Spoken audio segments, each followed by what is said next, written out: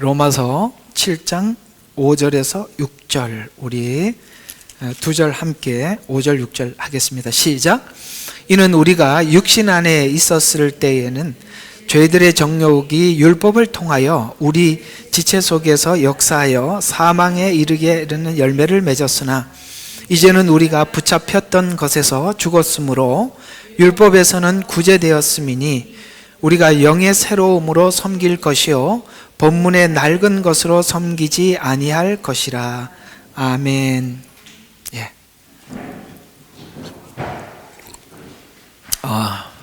성도님들이 설교를 들으면서 좀 어려워하는 게 뭐냐면 성경에서 나오는 용어들이 많고 그 용어들이 같은 의미에서 쓰여지고 있는데 그걸 무엇을 설명하는가에 따라서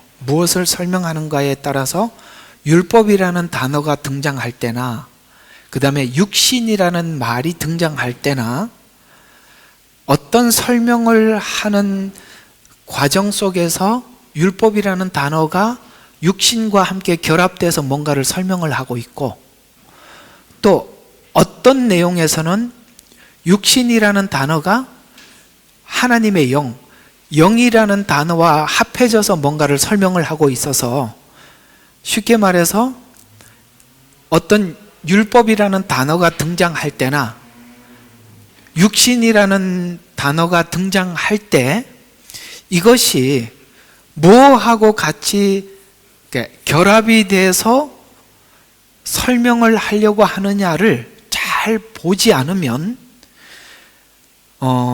우리가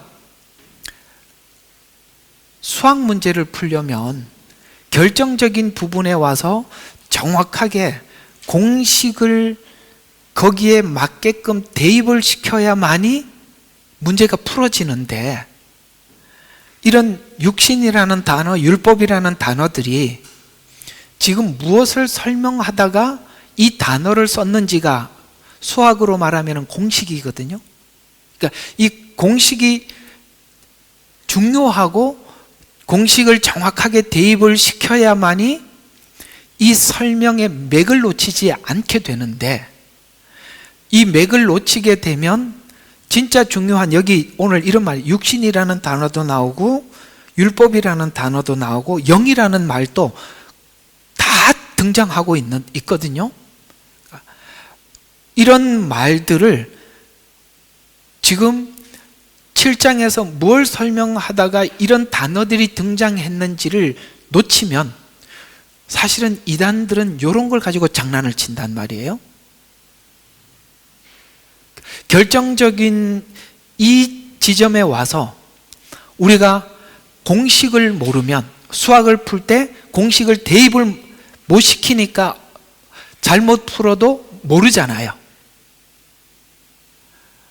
그래서 이 단어들을 용어들 정리가 정확해야만이 지금 로마서 7장에서 설명하고 있는 이 내용들을 정확하게 간파해서 풀어낼 수가 있다는 것이죠. 여러분들이 복음과 성경에 대해서 궁금해하는 그 퀘션들은 사실은 어디에서부터 문제가 되기 시작한 거냐면 이런 용어들에 대한 이런 용어들에 대한 충분한 정리가 안 돼 있기 때문에 용어에서 우리가 놓치게 되고 실수를 하게 되는 것입니다. 그래서 이 7장에 들어와서 그러니까 6장은 은혜를 설명을 했었고 7장에서는 율법을 설명하고 있는데 율법은 그러니까 이게 율법이 기능이 뭔지 정확한 이해가 안 돼 있으니까 그러니까 율법을 가지고 이상하게 구원이 우리는 은혜로 받았지만은 또 율법의 행위를 지켜야 한다는 말을 삽입을 시켰을 때 이게 공식인데 우리가 거기에 속아버리게 된단 말이죠. 쉽게 말해서 율법이 하는 기능이 뭐냐는 정확한 틀을 가지고 있어야 되는데 율법은 뭐를 한다고요? 오늘 주제가 진단을 하는 거예요. 근데 은혜는 해결을 해요. 우리가 의사를 생각해 봐요. 우리가 병원에 가기 전에, 이번에 이제 다리가 다쳤잖아요. 그러면은 의사가 뭔가를 치료를 하기 전에 자료가 있어야 될 거 아닙니까? 그러니까 치료하기 전에 가서 초음파를 하고 와라. 조금 더 심각하면 MRI를 해라. 이게 율법이라는 거죠. 그러면 의사는 뭐를 하느냐? 치료를 하죠. 은혜죠. 이렇게 되는 거예요. 근데 이게 막 섞여버리면 마치 율법이 진단도 하고 치료도 하는 것처럼 생각을 하는데, 율법은 전혀 치료를 하지 못합니다.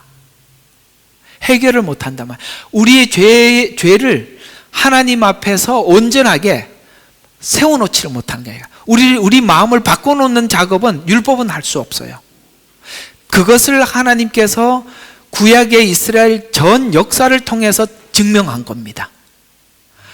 이스라엘은 율법을 받았지만은 결국에는 말라기로 끝이 나죠. 말라기가 굉장히 중요한 단서를 주는 겁니다.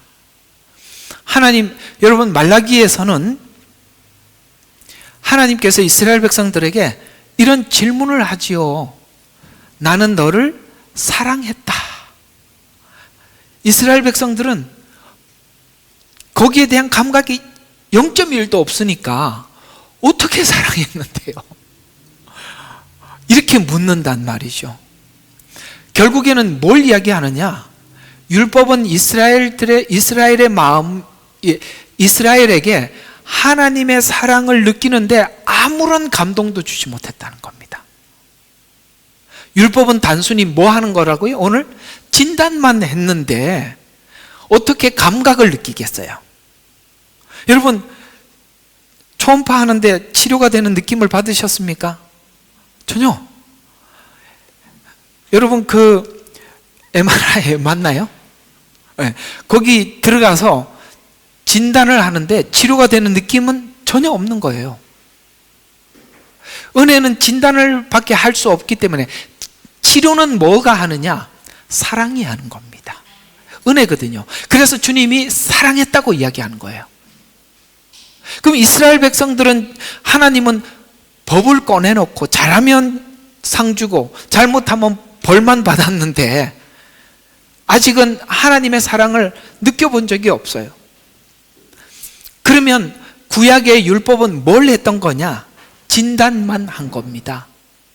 그러니까 지금 이스라엘 백성들은 뭘 원하고 있냐면 하나님의 사랑을 본인들이 경험하고 알고 싶은 거예요. 그걸 하나님이 이제 마태복음에 등장하죠. 예수님이 오신 사건, 성육신이죠. 드디어 하나님이, 이스라엘 백성들은 우리가 하나님의 사랑을 받는 것을 전혀 느끼지 못했습니다 라고 고백을 했을 때, 하나님은 이제 그때부터 아들을 이유 없는, 조건 없는, 우리가 죄인 되었을 때 아들을 주심으로써 하나님의 우리를 사랑하는 사랑을 아까 어떻게 사랑했는데요를 확증했다는 거예요. 그러면 말라기는 필요할까요? 필요하지 않을까요? 너무 필요한 거죠. 어떻게 사랑했는데요? 질문은 어떻게 사랑했는지를 알게 해주잖아요. 그러니까 우리가 어떻게 사랑했는데요? 라는 질문이 없는 상태에서 하나님이 우리를 사랑했다는 말은 그 사람에게는 어떤 사랑도 감동으로 오질 않아요. 이해가 가죠? 진짜 나를 사랑해 하나? 라는 사람에게 사랑이 확증이 되는 거지, 아무 생각 없는 사람, 난 너를 사랑했다 그러면 저 사람이 나를 사랑하고 안 사랑하고 나하고 무슨 상관이 있겠어요? 그래서 놀랍게도 구원의 은혜를 받은 사람들은 하나님의 사랑이 내게 오는 것을 내가 느끼는 거예요. 불신자, 이상하게 하나님이 당신을 사랑한다고 얘기했을 때 마치 쓰레기통에 쓰레기처럼 취급하는 사람이 있는가 하면, 그 사랑이 진주보다 귀하고 보화보다 귀하게 여기는 사람이 있다는 거죠. 누가 그렇다고요? 말라기에 와 있는 사람만이 그게 느껴지는 거예요.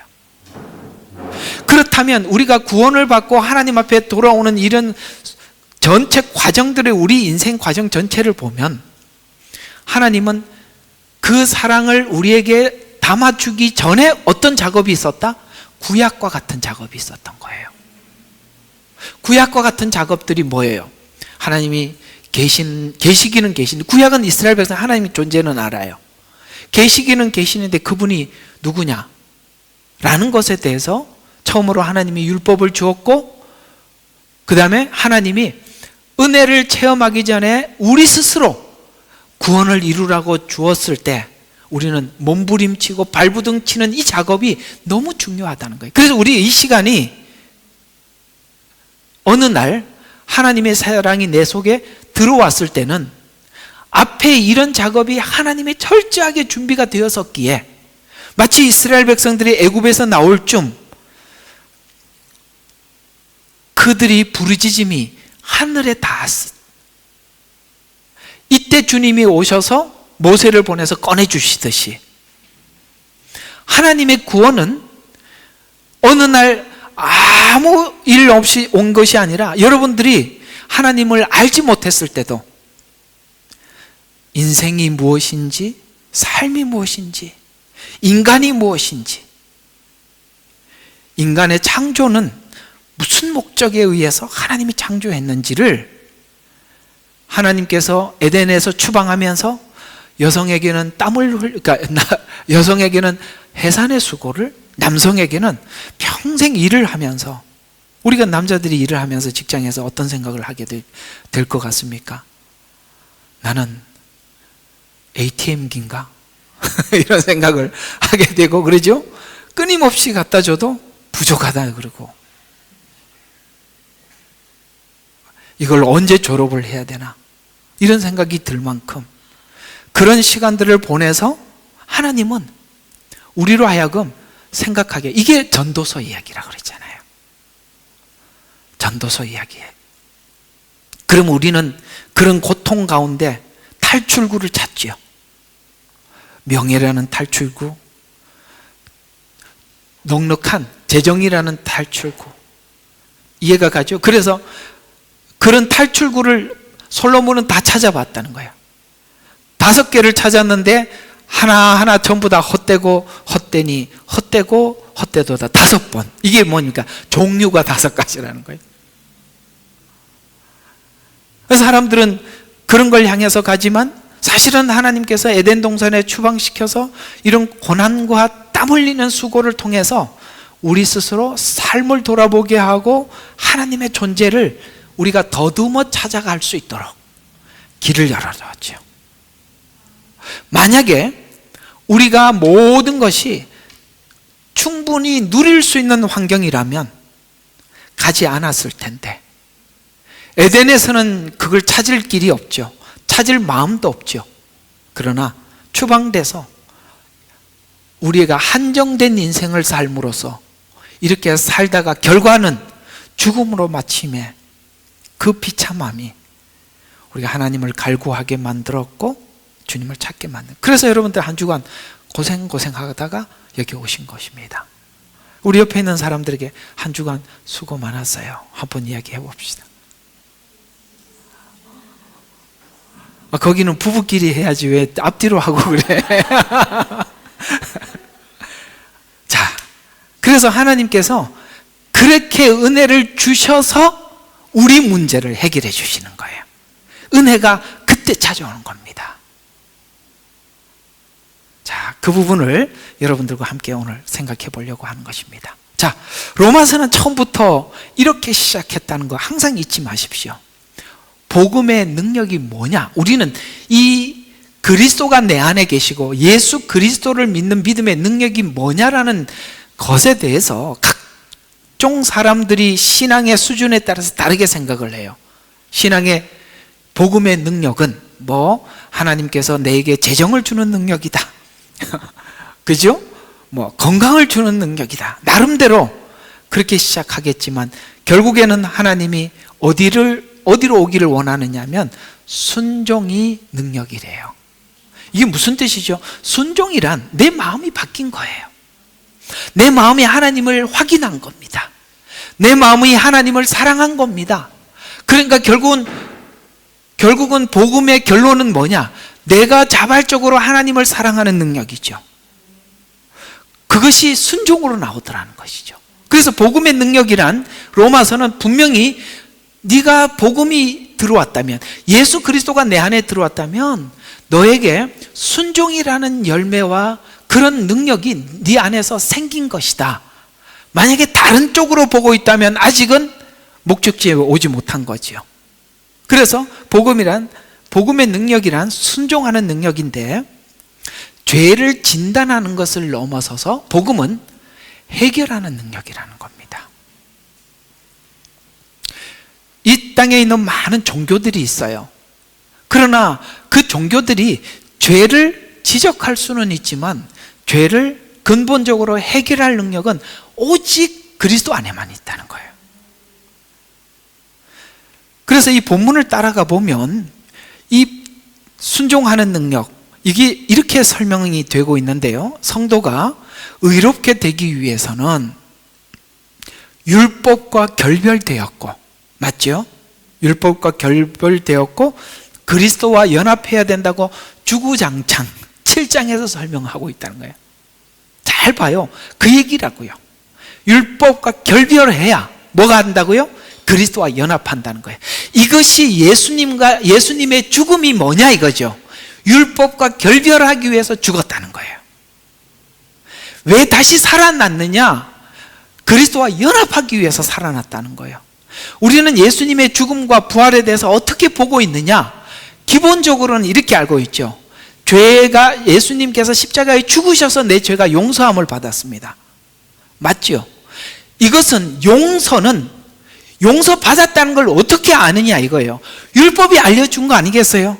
율법 없이 우리가 내가 죄인이라는 자체를 인식하지 못하는데, 용서라는 말은 내가 죄인이라는 걸 아는 사람만이 공감하는 거잖아요. 그러려면 율법의 역할이 뭐냐? 죄를 깨닫게 해주는 거였단 말이에요. 근데 용서받았다는 것은 율법과 조금 한 걸음 더 나가서 설명하기는 결별했다는 겁니다. 이제는 무슨 뜻이냐면 율법이 내 삶을 주관하는 게 아니라 하나님의 영, 여기 오늘 영이라고 표현되고 있어요. 그래서 이 단어들을 조심하라는 거예요. 하나님의 영, 성령님께서 우리 안에 들어오셔서 죄를 주관하는 그런 수준에 와 있다, 이렇게 설명을 하는 것입니다. 그래서 우리는 그리스도와 연합하려면 필연적으로 뭘 해야 된다고요? 자기 의지, 이게 여기 뒤에 나옵니다. 자, 연합하기 위해서는.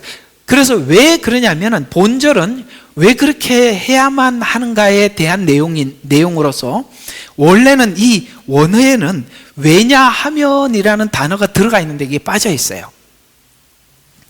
이 왜냐하면, 이게 우리나라 말은요, 외국인들이 한국어를 배울 때 참 어려운 게 뭐냐면은 왜냐하면, 그러면, 그러나, 이게 우리한테는 굉장히 중요한 그 접속사들이잖아요. 그러나가 들어가 있다는 것은 앞의 내용과 뒤의 내용에 어떤 연결점이지, 그죠? 그러므로가는, 그죠? 왜냐하면 너무 중요하잖아요. 이 접속사를 우리는 잘 들어야 돼요, 그죠? 맞아, 안 맞아요? 접속사가 그런데 이렇게 그러면 반어법이잖아요. 그러니까 이런 말들을 보면, 왜냐하면이라는 말은 앞에 설명을, 아직은 앞에 설명이 뒤에서 보충하려고 그러는 거잖아요. 왜냐하면, 그래서 이해를 시키기 위해서 들어가 있는 거잖아요. 그래서 왜냐하면으로 시작하기 때문인데, 예수님과 연합해야 하는 이유가 왜 구원에 있어서 중요한 것이 되는가? 육신에 있는 것이 그만큼 심각하기 때문이다. 그래서 오늘 여기 있는 육신이라는 단어, 그 다음에 여기 율법이라는 단어, 영이라는 단어들을 정리를 잘해야 된다. 이게 정리가 안 되면 계속 이단들은 이런 단어를 가지고 장난을 친단 말이에요. 그래서 조심해야 된다는 거예요. 그러면 4절에는 율법과 결별해. 자, 이렇게 되는 겁니다. 자, 이건 제 손을 잘 보셔야 돼요. 지금 여기에 봐요. 우리가 순종이라는 것은 내 몸이 하는 거잖아요. 근데 성경은 어떻게 설명을 하고 있느냐 하면, 육신이라는 말과 율법이라는 말은, 육신이라는 말과, 그러니까 율법과 육신이 결합되어 있을 때, 이건 뭐냐면 하나님의 은혜를 받았다는 것은 하나님의 영이 우리 안에 와 있다는 거죠. 그죠? 성경에 그러잖아요. 성령님이 우리 안에 들어와서 말할 수 없는 탄식한다 그러잖아요. 하나님의 영이 안에 들어와 있을 때는 우리는 쉽게 말해서 하나님의 영이 들어와 있다는 게, 은혜가 나를 주관한다는, 내 몸을 주관한다는 거고, 육신이라는 표현을 할 때는 하나님의 영이 아닌 내 의지가 나를 지배할 때, 이런 뜻이에요. 그걸 육신이 나를 지배할 때는, 은혜가 나를 지배하는 게 아니라 육신이 나를 지배할 때는 법이 나를 통치할 때라는 말이에요. 그때는, 자, 5절 한번 봐요.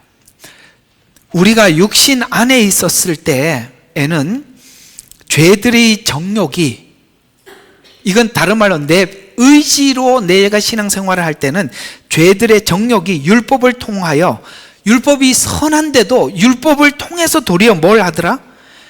그 선한 것도 사망에 이르는 열매를 맺게 만들더라는 거예요.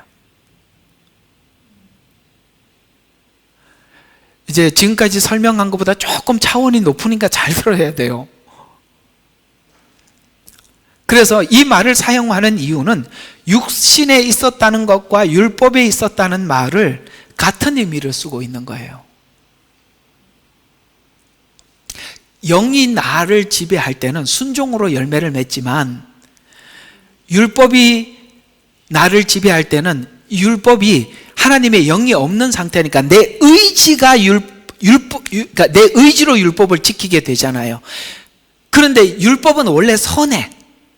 선한데도 그 선한 율법이 내 의지와 결합을 하니까 선한 걸 만들어내는 게 아니라 사망을 만들어내더라 라는 것에 대해서 여러분들이 공감을 해야만이 그리스도 안에 들어가야 한다는 것에 대해서 절실하게 된다, 이 말이에요. 이런 경험들이 우리 모두에게 있단 말이에요. 그죠? 참 답답한 게, 은혜가 나를 지배하기 이전에 우리의 삶을 보면, 교회 와서 은혜를 받고 기도를 하고 충만했는데 나가면 또 죄, 안 돼.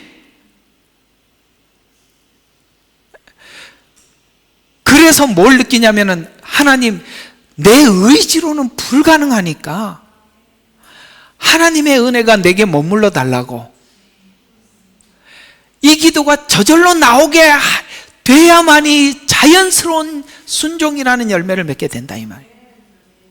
이 얘기를 지금 이렇게 하고 있는 거예요. 깊은 이야기잖아요. 우리가 슬쩍 지나갈 이야기가 아니라 이 말이 이렇게 깊은 말을 우리에게 전달하고 있다는 거예요. 그러니까 깊은 이야기다 보니까 우리가 잘 이해하지 못할 수 있고, 이해하지 잘 못하니까 이런 걸 가지고 이상하게 편집을 해서 설명을 한단 말이에요. 조심해야 된다, 이 말이에요. 그럼 먼저 육신에 있었을 때에 어떤 일이 있었는가를 먼저 이해할 필요가 있는데, 우리가 과거에, 즉 우리 의지로 살 때 한번 생각을 해보면, 이 내용을 이해하기 위해서는 일반적인 헬라 사상적인 사고로 접근을 하게 되기 때문에 잘못 이해를 한단 말이에요. 여러분, 초대 기독교회에 여러 이단이 있었는데 크게 두 기둥이 있었어요. 하나는 유대교에서 나오는 율법주의예요. 아시죠? 그래서 바울이 복음을 전할 때 항상 유대인들이 방해가 됐던 겁니다. 또 하나는 이방인들에게 복음을 전하기 전에 그 당시에는 헬라 사상, 그죠? 로마에서 흘러내려왔던 이 헬라 사상이 방해가 됐어요. 이걸 보고 영지주의라고 이야기를 하고, 요한계시록에 보면 니골라당이라는 자들이 나옵니다. 니골라. 그게 영지주의예요. 그러니까 초대교회는 하나는 유대교에서 내려왔던 율법주의, 또 하나는 그 로마에서 가지고 있는 헬라 사상, 이게 영지주의라고 하는 거예요. 깨달음이 곧 구원이라고 이렇게 생각하는 지식, 그러니까 구원을 지식으로 하는 거죠. 그러니까 정확한 성경적 이해를 한 자들은 하나님의 그를 깨닫게 해주신 것이 하나님의 영이 하셨고, 하나님의 영이 그걸 깨닫게 해주셨기 때문에 아는 것이 구원이다, 이렇게 끝난 거예요. 그러면 성화가 사라지는 거죠. 율법주의의 문제는 뭐냐면 은혜가 성화시키는 게 아니라 율법이 성화시킨다. 아까 말했죠. 진단만 하는데 착각하지 말라는 거예요. 이 둘은 그 초대교회에 있었던 이단 사상이지만 지금까지 흘러내려와 있고, 지금도 그런 유형의 이단들은 많이 있습니다. 이건 왜 그게 없어지지 않느냐면 인간의 이성적 사고로는 이 말이 맞아 보이기 때문에 그래요. 은혜는 받아본 사람만이 설명할 수 있는 거예요. 그래서 설명으로는 이 사람들의 말이 더 논리적인 것 같아 보이지만, 같은 은혜를 받은 사람들은 은혜라는 관점에서 설명을 할 때 서로 통하는 겁니다. 그래서 놀라운 거예요, 구원은. 여러분들이 이런 말들을 우리가 하나님 은혜 속에서 받고 아멘하고 여러분들이 거기에 반응할 수 있는 것은 여러분의 의지 속에, 율법주의나 영지주의라는 절대 불가능한 일이에요. 하나님의 은혜였기 때문에 여러분들이 이 말에 공감하는 것입니다. 그래서 이 헬라 사상적인 사고로 접근을 하면 안 되는데, 헬라 사상은 정신은 선하고 육신이 악하다. 여러분 그래요? 이분법이거든요. 정신도 선합니까? 여러분 항상 좋은 생각하세요? 아니요. 우리가 정신이 나쁘니까 육체가 나쁜 거예요. 그죠? 근데 이 정신이 원래 악한데 의지로 정신을 컨트롤할 수 있나요? 그 얘기잖아요. 지금 오늘 이야기, 간단한 이야기예요. 우리 정신이 우리 육신을 컨트롤 못해요. 왜? 우리 안에는 항상 자기중심적이에요. 탐욕과 탐심이 가득하기 때문에 우리는 정신을 지배할 수 없어요. 그러니까 정신이 선한 것을 요구하더라도 눌러버리죠. 왜? 내가 나를 누르는데 누가 알겠어? 하나님의 존재를 내가 마음속에 인식하는 사람만이 그 앞에서 하나님의 그 경외감이 우리의 죄를 끊게 만드는 거예요. 그래서 이 헬라주의는 자꾸 이렇게 이분법으로 나누면 우리가 죄에서 자유함을 누리게 됩니다. 왜냐하면, 그래서 내가 누가 한번 그런 조사를 했다 그랬잖아요. 지옥에 절대 가면 안 되는 사람이 누구라고 생각합니까? 라고 물어봤더니 이수신 장군이 우리나라는 1등 했대요. 세종대왕. 우리는 그 사람들의 생애에 대해서 위인으로 알고 있으니까. 그래서 세종대왕이나 이수신 장군은 지옥 가면 안 된다라고 얘기한 사람들이 70%가 넘는데 그보다 더 높은 수치가 있대요. 그보다 이 사람은 절대 가면 안 된다. 누굴까? 그렇지, 자기 자신. 자기는 그 사람들보다, 무슨 뜻이냐면 이게 바로 헬라 사상이에요. 내 몸은 죄를 지었지만 내 마음은 그렇지 않았다는 거예요. 주님이, 하나님이 아신다는 거예요. 남들이 볼 때는 남은 너무 악하거든요. 근데 본인은 자기가 스스로 선하다고 생각을 해. 그래서 이런 말이 있어요. 교도소 가면 의인들만 가 있대. 나는 여기 올 사람이 아닌데 와 있다는 거예요. 교회 가면 죄인만 와 있다는 거예요. 참 신기하죠? 세상 사람들이 딱 둘을 세워놓으면 누가 더 이 사람은 판결이 날 만큼 죄인이잖아요. 우리는 정신적으로만 죄를 짓는 것만 해도 괴로워 죽겠는데 그걸 행동까지 했어요. 이만큼 사람은 자기중심적이라는 거예요. 그러니까 헬라 사상 이게 들어가 버리면 자기 죄에 대해서 정당화시키게 되는 것입니다. 이런 사고들은 전부 다 변명용이죠. 이렇게 되면 성화는 당연히 없어요. 그래서 구원파에는 성화에 대한 어떤 내용도 설명할 수, 왜냐하면 영지주의거든요. 성경은 반대로 이야기합니다. 마음과 정신이 악하니까 육체가 악한 것이라고 증거하고 있습니다.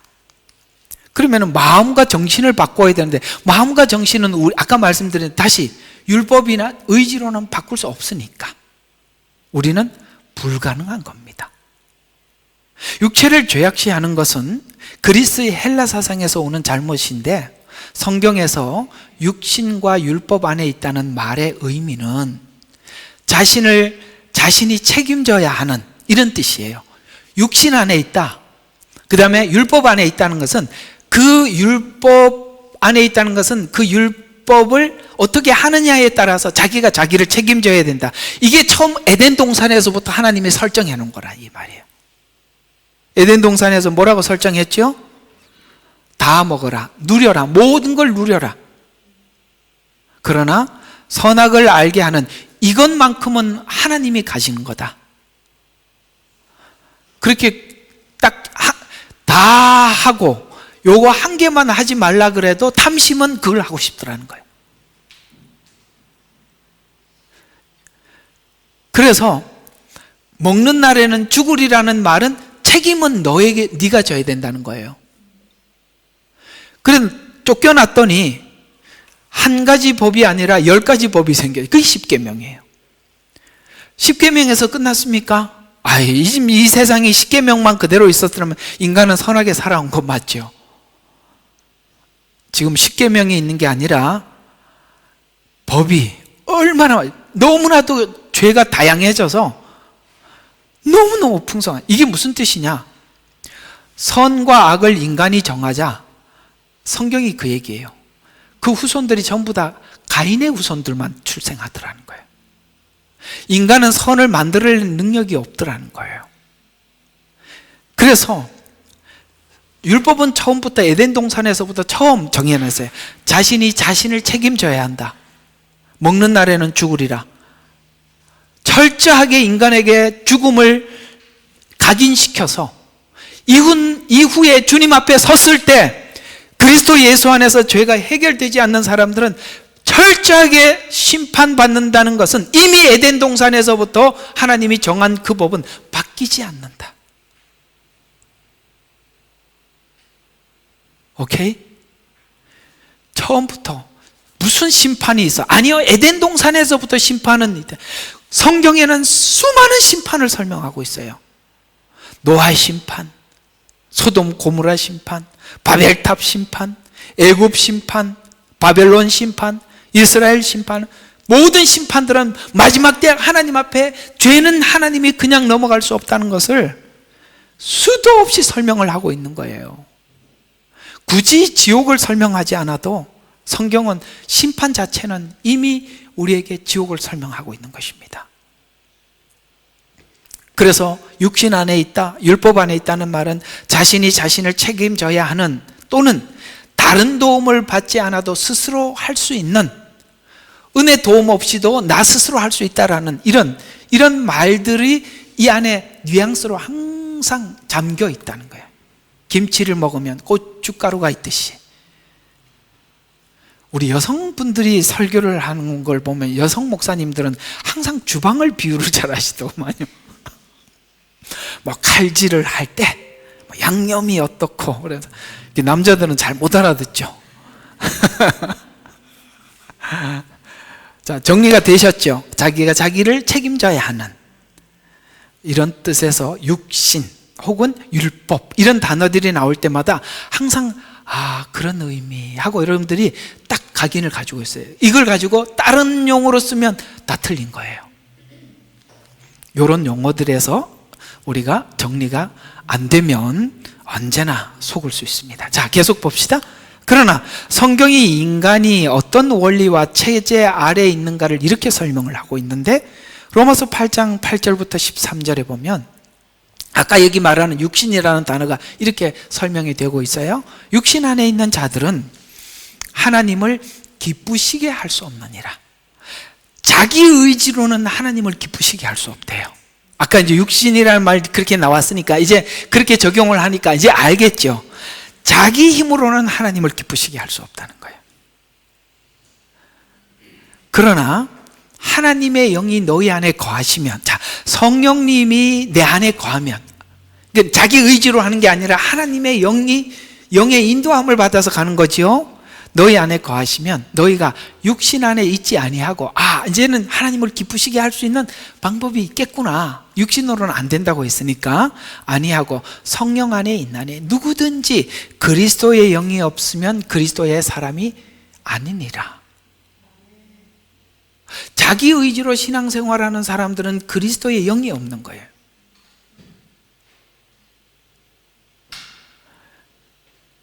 이걸 같이 공감할 수 있어야 돼요.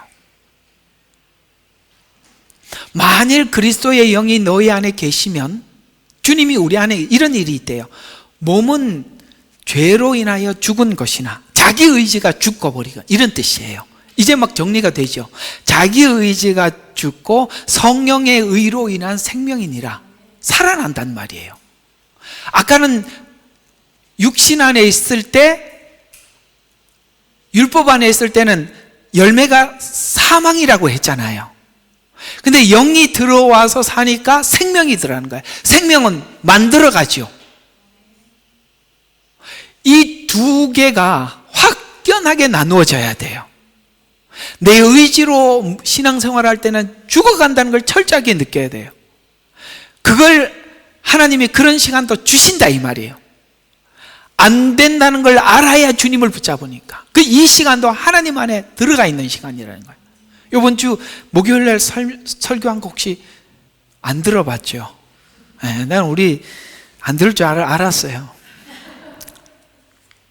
네. 목요일 날 설교했던 게, 우리가 성경에 자라느니라라는 표현을 왜 썼겠어요? 생명이 있는 사람 자라나는 거거든요. 근데 자라나는 게 이런 것도 있어요. 젖만 먹는 것도 자라나는 거예요. 율법으로 시작을 하면 젖도 못 먹어요. 태어나질 않는 거예요. 그래서 우리가 어쨌든 아기라도 젖을 먹으면 자라나는 거예요. 자라나는 과정 속에 가장 우리를 혼란스럽게 하는 게 어디라고요? 사춘기. 이번 주 설교가 사춘기였잖아요. 반항의 시기. 하나님 왜 그랬어요? 하나님 왜 이건 하지 말라 그랬어요? 나 하고 싶은데. 이렇게 애들 꼭 그래. 사춘기 때 보면 그죠? 하지 말라는 거는 다 하려고 그러고, 하라는 거는 죽어도 안 하려고 그러고, 그죠? 예.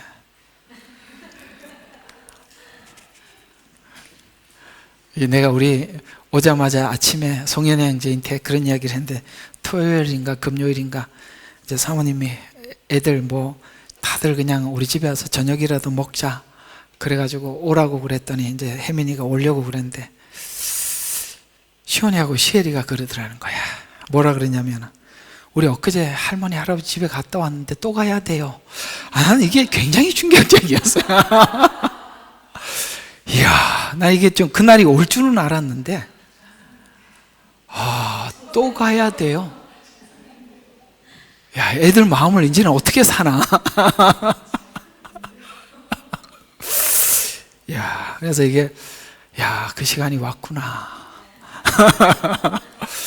우리 아들 빨리 결혼시켜야 되겠구나.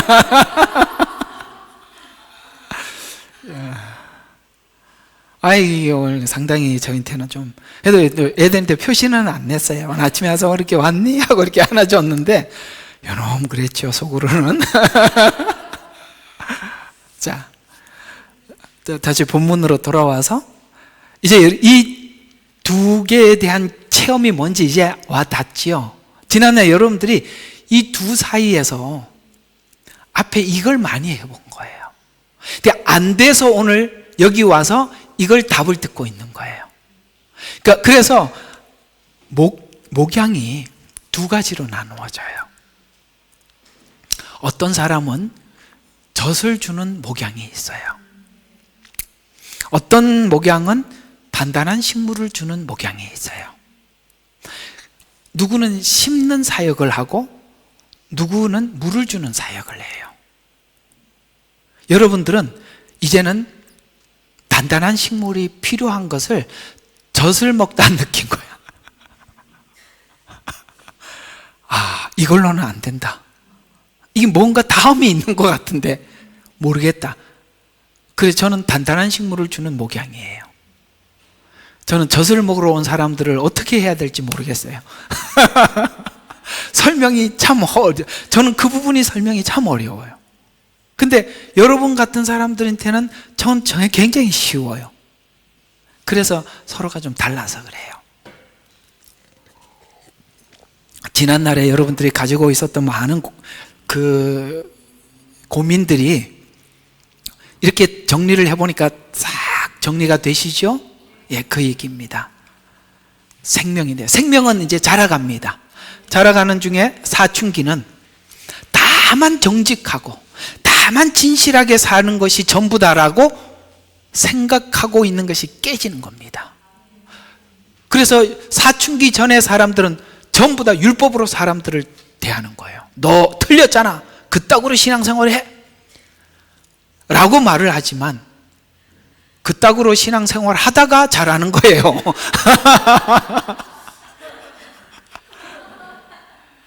근데 그걸 율법주의자들은 몰라. 정죄하기 급급하죠. 율법으로 자란 사람들 되게 무서워요. 왜냐하면 나는 말이야 그때 새벽 예배 안 빠지고 나와서 그걸 넘어갔는데 예배를 빠져 그따구로 하니까 점점 더 하지. 이 얘기밖에 못하죠. 이걸 아셔야 돼요. 율법은 마귀가 주고 은혜는 예수님이 준 게 아니에요.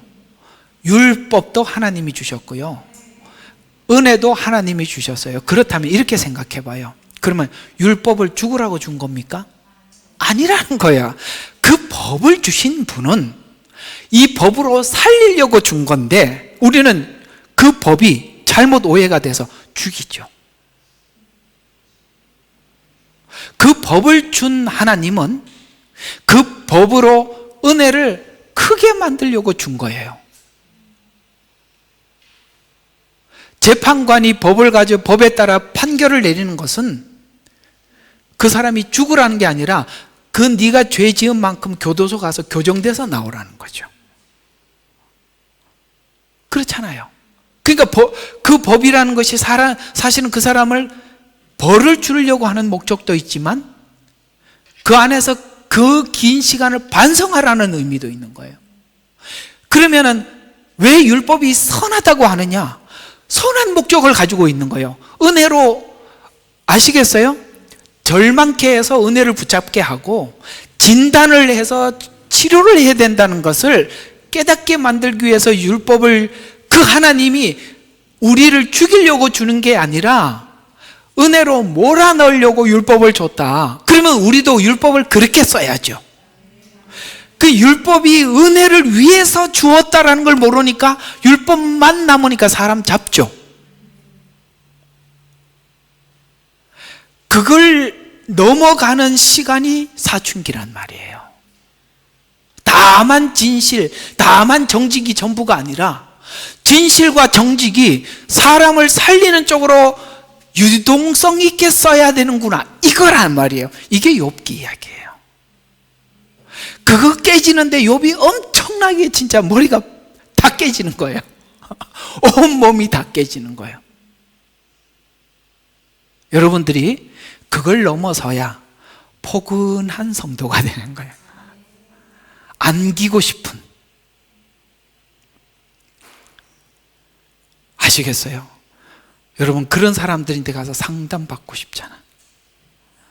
가서 말만 하면은 뭘 잘못한 건지 한번 얘기해봐. 거기서부터 잘못했구만. 봐라. 그때부터 내가 똑바로 하라 그랬지. 여기까지 왔잖아. 이 얘기밖에 못한다면 우리는 법을 살리는 데 쓰는 게 아니라 또 사망으로 밀어넣는 겁니다. 은혜가 있는 사람이 율법이 없어서 그렇게 말을 해주는 게 아니에요. 율법이라는 것이 얼만큼 한정적인지 못하는지 알기 때문에 은혜로 몰아넣겠어요. 그랬냐고. 얼마나 힘들었겠냐. 그래, 나도 기도해 줄 테니까 우리 힘내보자. 우리 하나님의 은혜가 우리를 살린다고 했잖아. 이렇게만 얘기해 주면 되는데 더 이상 안 하겠습니다. 자, 그래서 영에 있다는 것은 영적 원리 아래에 있다는 의미인데, 이 말은 영에 속해 있다는 것이라는 말을 할 때는 육신을 죄악시하지 말라는 거예요.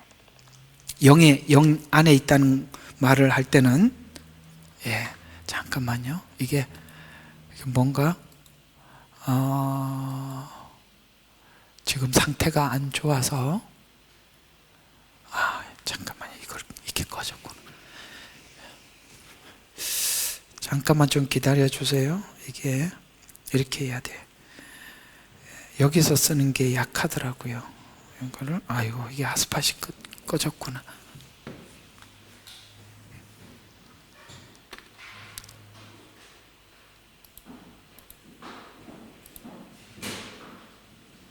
예, 됐습니다. 이제 잘 들리시죠? 예. 그래서 이 육신을 죄악시하지 말아야 되는 것이 뭐냐면, 흙으로 인간을 빚어 지으셔서 인간이 되었기 때문에 인간의 요소에는 육체는 중요한 것입니다. 죄인으로 태어나서 육체가 한 번도 선한 도구로 사용된 적이 없는데, 또 죄를 짓는 것밖에 없는데, 이런 의미에서 죄를 따라 산 것을 강조할 때, 그냥 그걸 강조할 때 하나님이 그 말을 그냥 사용했을 뿐이에요. 근데 그럴 때, 그러니까 아까 말했잖아요. 육신이라는 말이 나올 때도 문맥에 따라서 어떤 설명을 하기 위해서 그렇게 해놨는데, 신학은 그런 단어들을 그냥 고정을 시켜버리는 거예요. 조직신학이라는 게 있어요. 성경에 있는 이 말씀들을 조직화시켜서 그 틀 안에서 그 공식을 가지고 성경에 대입을 하는 거예요. 거기는 율법, 그러면 아까 말한 그런 고정을 딱 시켜버리니까, 성경에는 율법이라는 말들을 문맥 안에서 이렇게 설명하는데 쓰기도 하고 저렇게 설명하는데 쓰기도 하는데, 신학은 딱 그걸 고정을 시켜놔 버리니까 그 단어가 나올 때마다 그 생각을 떠올리면서 성경을 보니까 문맥하고 끊어져 버리잖아요. 알아듣는 거 보니까 상당히 수준이 있는데요. 그러니까 이 육신이라는 표현이 나올 때는 죄와 항상 결합이 되어 있는데, 그렇게 공식을 대입을 시켜놓고 나면, 그러면 하나님이 인간을 흙으로 창조한 창조부터 더럽잖아요. 그래서 그렇게 쓰지 말라는 거예요. 하나님은 인간을 지으시고 하나님이 흡족하게 생각하셨어요. 근데 우리는 벌써 육신 그러면은 아주 그냥 그렇게 죄악시 시켜버리니까, 육신은 하나님의 성화나 그리스도를 담는 하나님의 형체를 담을 수 없는 아예 버려진 그릇으로 확정을 해놔버리니까, 우리 몸을 거룩한 산제사로 드리라는 말들은 아주 추상적인 단어가 되죠. 왜 성경은 몸이라고 표현을 했는데 그 몸을 왜 우리는 이미 버려놨단 말이죠. 정리가 되세요? 네. 주님, 우리는 굉장히 수준이 있는 사람입니다. 왜냐하면 몸은 이래도 성령님이 들어와 계시는 성전이야. 근데 그걸, 집은 아주 다 무너지는 집에 성령님이 계시고 말이 되게 안 맞지요? 네. 그런 의미에서 죄를 따라 산 것을 강조할 때 하나님께서 이 육신이라는 단어를 사용했을 뿐입니다. 인간이 죽으면 흙으로 돌아가지만 인격과 결부해서 부를 만큼 육체를 인격과 분리해서 인식해서는 안 된다는 거예요. 왜냐하면 우리 인격이 육체 속에 담겨 있잖아요. 그래서 사람들이 살아가는 모습을 보면 그 인격이 보이지. 처음에는 사람의 얼굴이 보이지만 행동에는 인격이 보이듯이. 그러면은 육체가 더러우면 그 인격이 이 안에 안 담아지죠. 다 좀비 같은 사람이 돼 있을 거 아닙니까? 그래서 부를 만큼 육체를 인격과 분리해서 인식해서는 안 됩니다. 물질에 대한 거부는 물질에 대한 거부는 성경적 개념은 아닙니다. 육신이 죄인으로 태어나 죄밖에 지은 것밖에 없기 때문에 죄의 원리로 사는 대표라고 설명하고 영으로 사는 것과 대조할 때 이걸 표현해서 썼을 뿐이지, 그러니까 영을 설명하기 위해서 육을 동원해서 설명했지 육 자체가 더럽다 이렇게 고정시킨 건 아니라 이 말입니다. 영과 육이 공유되는 것이 없는 것에서 다르게 나타나고 있는데, 전에는 죄가 우리의 주인이었고, 이제 이렇게 설명을 해야 돼. 이제는 이걸 설명을 하려고 하다 보니까 전에와 이제가 대비시키기 위해서 육을 설명하는데 썼다 이 말이죠. 전에는 죄가 우리의 주인이고 왕이었다. 본문의 주장은 육신의 원리 속에 있을 때에는 이 말, 또 하나는 율법 아래라도 죄를 조장했다. 무슨 말이냐?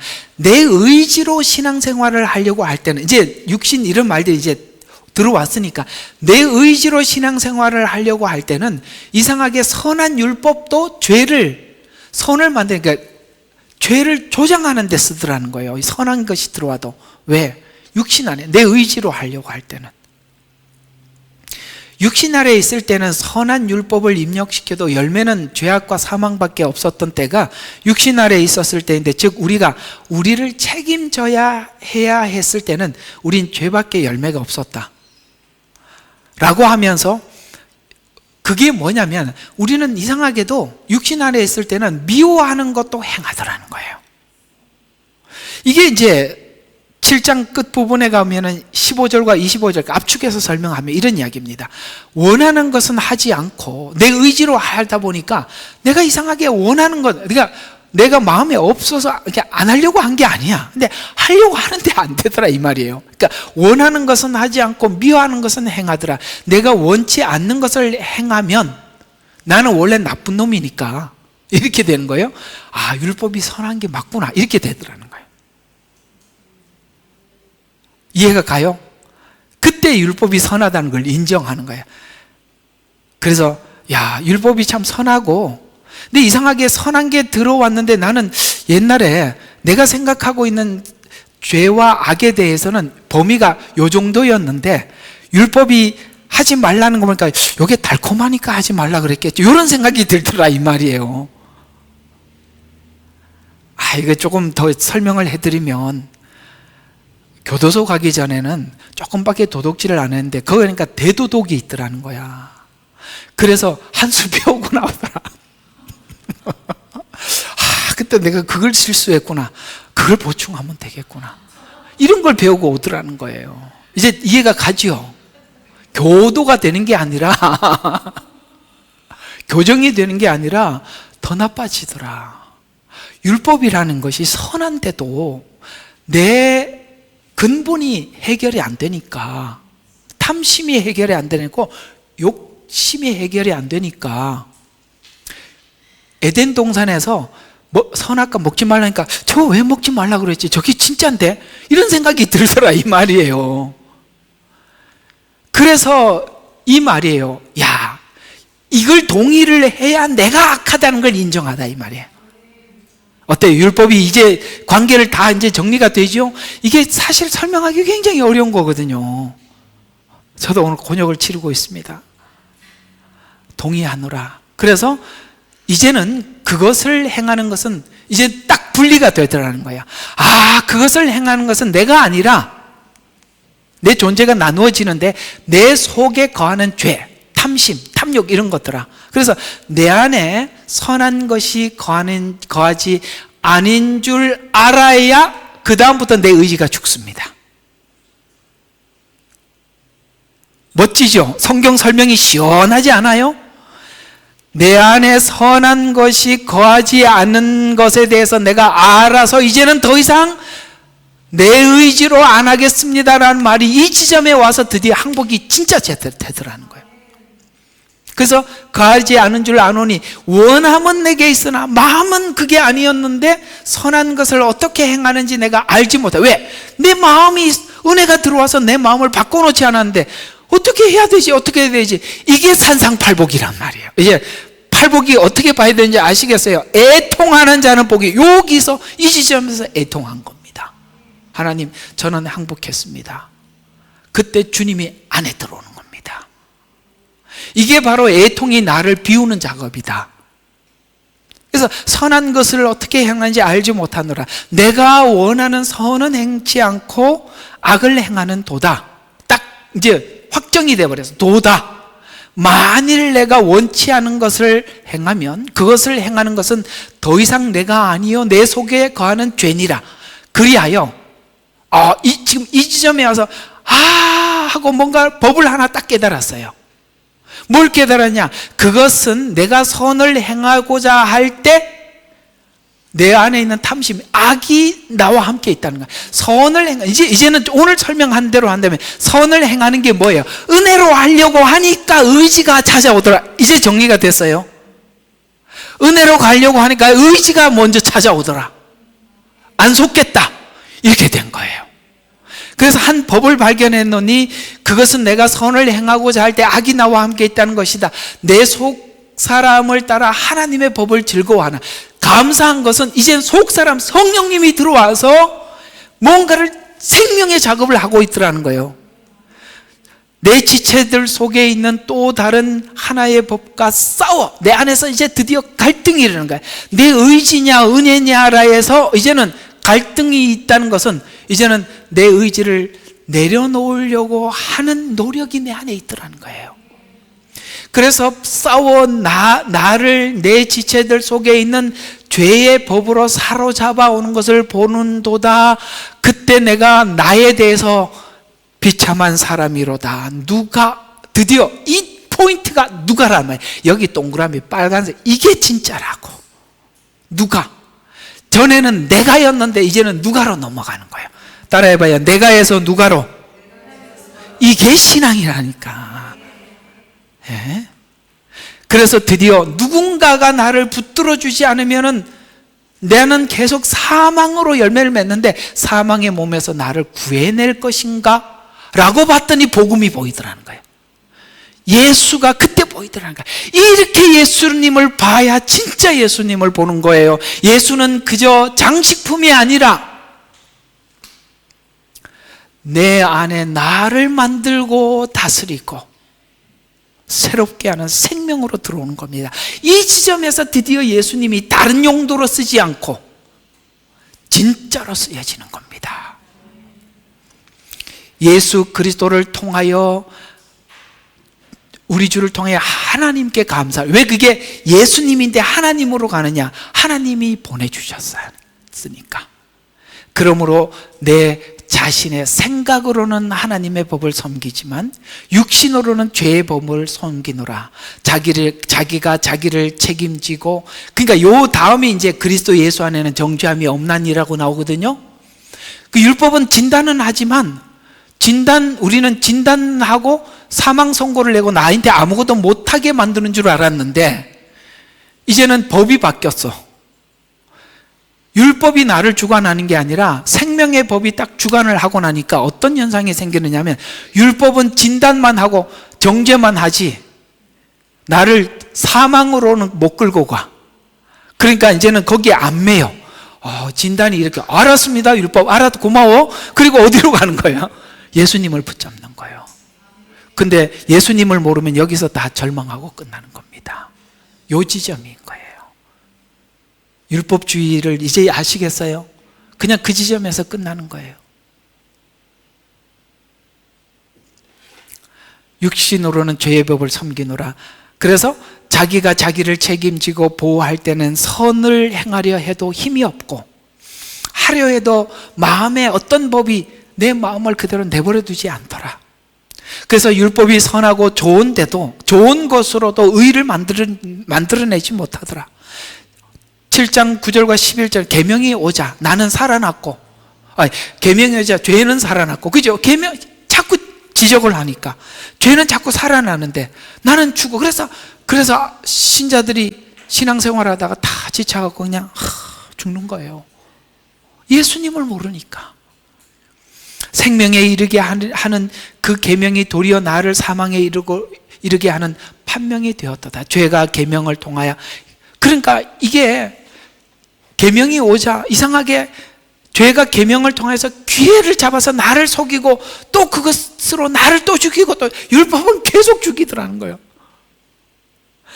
이것이 율법의 육신에 속한 율법 아래에 있는 자의 처지라고 말을 해주고 있어요. 이게 이제 이 7장이 우리가 진짜 뼈저리게 경험을 해야 8절의 자유를, 그때 자유를 붙잡아야 그게 진짜인데, 요게 6장 7장 모르는 사람이 자유를 붙잡아야 다 가짜다 이 말이에요.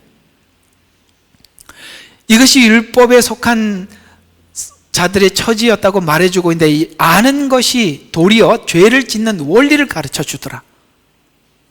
희한하죠. 아까 교도소 가서 더 배운단 말이지. 율법을 배우면 배울수록 이건 달콤하니까 하지 말라고 그러겠지, 그래서 언젠가는 해봐야지, 이렇게 생각이 들고, 그죠? 하라는 것은 이상하게 내가 또 하고 싶은 건 또 다 하지 말래. 그래서 사람들이 그런 생각하죠. 주님, 회개하고 구원받을 수 있다면 제가 해보고 싶은 거 다 하고 마지막 죽을 때만 딱 불러주세요.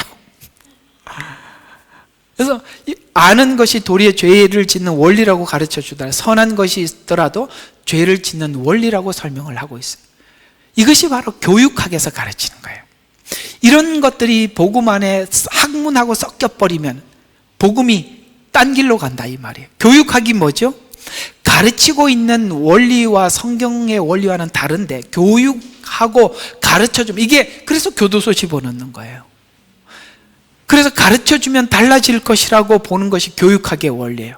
여러분, 도덕책 배웠잖아요. 도덕책 배우기 전에 유치원 때부터 제대로 배웠는데, 유치원 때 배운 거 지금도 하는 사람?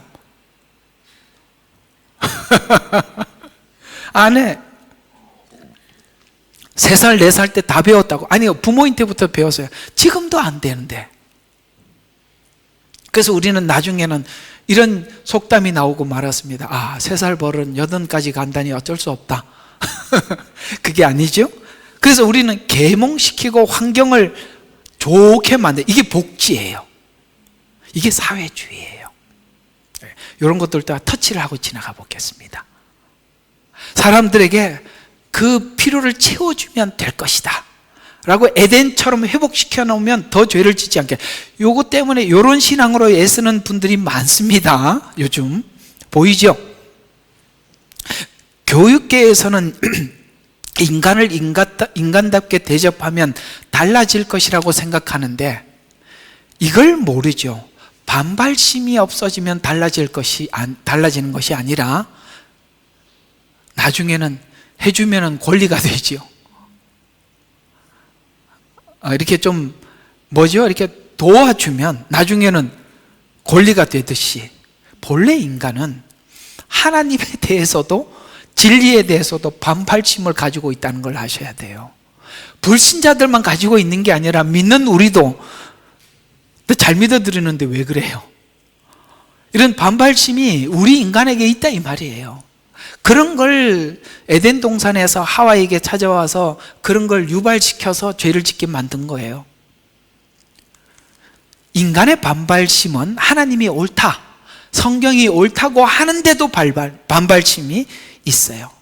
교육의 한계와 육신에 거하고, 다른 말로 율법 아래 있을 때 우리가 신자만이 절망감을 느끼는 거예요. 절망감이, 여러분 있잖아요. 제 설교가 여러분들을 만드는 게 아니라 여러분의 절망감이 여러분을 만들고 있어요. 아직도 정리가 안 되세요? 시간을 잠깐 드릴게. 제 설교가 여러분들을 바꾸는 게 아니라 여러분의 절망감이 여러분을 만드는데, 그 절망감 때문에 오늘 눈 크게 뜨고 듣는 거예요. 나는 그냥 설명을 해줄 뿐인고, 이게 여러분들의 절망감이 이 복음이 여러분들의 소망을 주는 겁니다. 그래서 마태복음 6장의 교훈에서 보면 죄는 더럽고 부패한 모습으로 나타날 것이라고 생각하지만 교묘해요. 인간의 반발심은 아주 멋지게 포장해서도 나타나거든요. 그게 6장에 보면 바리새인들의 모습들을 인간의 반발심을 포장한, 그걸 우리에게 그대로 보여주고 있는데, 죄는 마음의 상태이면서 경향이기 때문에 고상하고 명분 있는 곳에서 들어와서 가장 명분 있는 하나님과의 대화, 기도에서도, 그 다음에 이웃에게 가장 많이 사랑을 베푸는 것 같이 보이는 구제에서도, 하나님 앞에 점점 더 적극적으로 하나님을 믿는 믿음의 표현인 금식에서도 나타나더라는 거예요. 이걸 가지고 자랑 삼아서 그들이, 그래서 6장 1절에 보면 이 모든 우리의 신앙이 하나님께 가지 않으면 반드시 인간이 욕심이, 내가 하는 이 종교심에 대해서 사람에게 인정받고 싶은 마음으로 오게 되더라는 거예요. 이해가 가요? 오직 하나님께 금식, 오직 하나님만 바라보는 구제, 하나님만 바라보는 기도라면 하나님과의 관계 속에서 아무도 내가 뭘 하는지 말지 아무 상관이 없는데, 인간은 이게 하나님과 교감이 안 된 상태에서 종교심은 또 사람에게 인정받는 이 탐욕이 해결이 안 되면 이런 종교심 안에서도 이렇게 나타나는데, 그래서 주님께서 정확하게 사람에게 보이지 않도록, 아시겠어요? 우리 신앙이 하나님과 결부 안 되면 또 전부 다 사람이 돼 가는 거예요. 자선을 베풀지 않도록, 이게 구제지요. 그렇지 아니하면 하늘에 계신 너희 아버지께 상을 받지 못하느니라. 상관없어요. 이 사람들은 하나님과 상을 받지 못하리라는 귀에도 들어오지도 않는다 이 말이에요. 우리는 이게 너무 중요한데, 구제, 기도, 금식도 자기 치장으로 들어온다. 로마서 7장에서는 율법으로 말미암은 정욕이 이런 지적을 하고 있는 것인다. 오라 나는 곤고한 사람이라고 고백. 이런 것을 신앙인들은 곤고한 마음을 가지고, 하나님 나는 기도를 해도 어째 사람들이 나한테 당신을 위해서 기도한 거 안 알아준다고 내 마음이 서운한 거 어째 나는 이 모양입니까? 우리는 이렇게 되는데 이 사람들은 그렇지 않다 이 말이에요. 여러분 누구세요? 바리새인 맞으세요? 아니면 제가 말한 진짜 하나님 바라보는 사람입니까? 그냥 여기서는 얘기하지 마. 그냥 속으로 대답해. 자신이 사망의 몸에 묶여 있음을 확인하고 드디어 나는 나를 모르고 할 때는 절대 사람에게 가는구나 라는 걸 발견하고, 누군가가 나를 여기서 건져주지 않으면 나는 이 마음을 해결할 수 없다. 그래서 누가 건져줘야 한다고 외치는 것입니다. 스스로 구원할 방법이 없다는 것을 깨닫는 것이 은혜입니다. 아멘. 은혜는 그냥 뭐가 오는 게 아니라 이 상태가 은혜라 이 말이에요. 이 절망의 부르짖음이, 누가 예수님을 떠나서는 아무것도 할 수 없다, 혼자서는 안 된다고 외치는 중입니다. 혼자서 영생을 만들지 못하고 사망밖에 만들지 못한다, 이 절망을 외칠 때 예수님을 보낸 핵심을 이해하게 되는 거고, 드디어 그 예수님은 진짜 내 속에 감사로 등장하기 시작합니다. 그래서 성경이 구원을 얻은 것이 너가 다른 사람과 달라서 선택받은 것이 아니라고 가르쳐 주면서 다른 자들을 멸시하는 태도를 취하지 말라고 말하는 말에 맞습니다. 남 이야기할 거 하나도 없습니다. 이렇게 되더라는 거예요. 드디어 결론까지 왔습니다.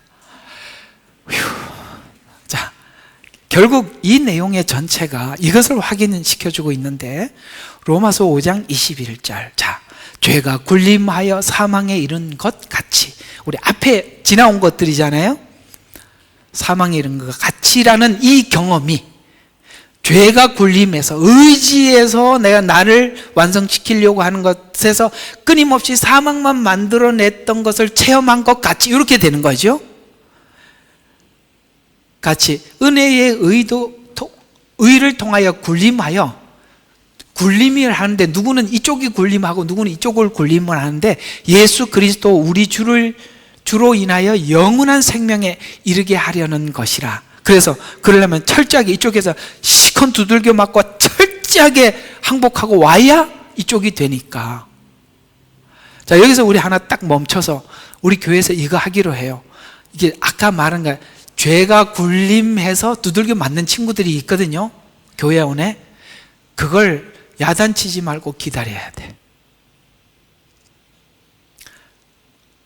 오케이? 그러면 그 사람이 빨리 해결이 돼요. 왜 빨리 해결이 되는지 아세요? 은혜가 굴림하면 분명히 저 사람 눈에도 내 문제가 보일 텐데, 문제를 지적을 하는 게 아니라 은혜가 무슨 일을 하는지 설명해 줌으로써 그가 자기 아까 말했던 절망, 죄책감을 더 깊이 느껴서 주님을 붙잡는데 더 영향을 끼치게 돼요. 근데 정죄를 해버리면 그 사람이 은혜를 붙잡지 않고 더 율법을 붙잡아서 승리를 하고 나면 누가 이기나 싸움밖에 안 한다고.